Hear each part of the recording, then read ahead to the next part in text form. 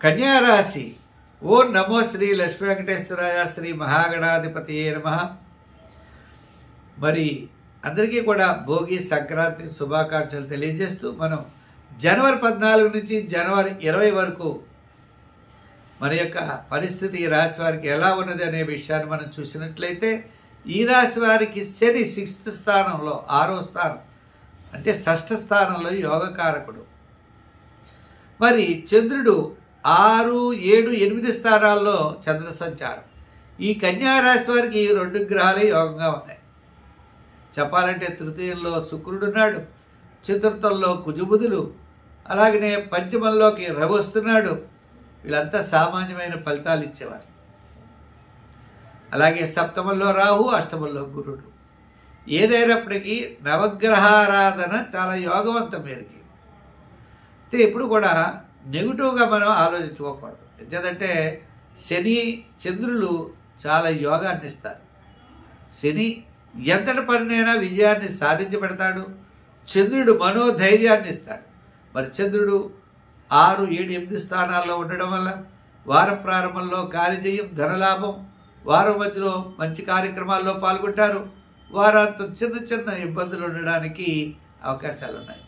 ఏదైనప్పటికీ ఈ రాశి వారికి చంద్రబలం గత 4 వారాల కంటే ఈ వారం అనుకూలంగా ఉండడం చేత మొదటి పనులు ఎలా ఉన్నా మానసికమైన ప్రశాంత వాతావరణం ఈ రాశి వారికి వస్తుంది.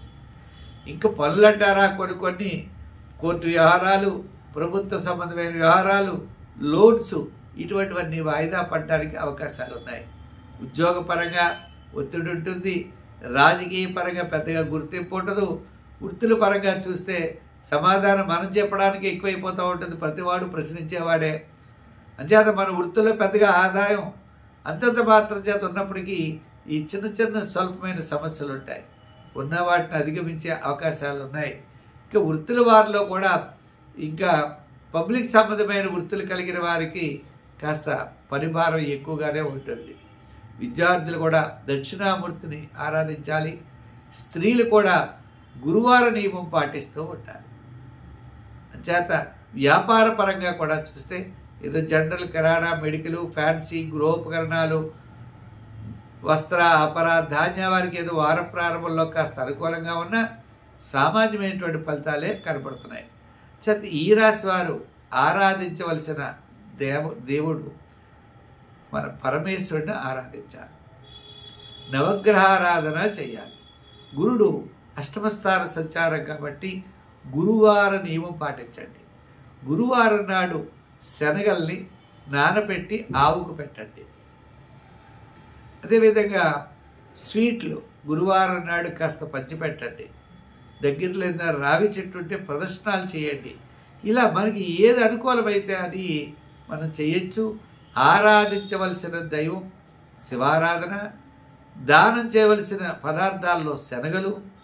సంఖ్యలు చూసినట్లయితే మనకి 5వ నెంబరు, రంగుల్లో గ్రీన్ కలరు వాడడం మంచిది.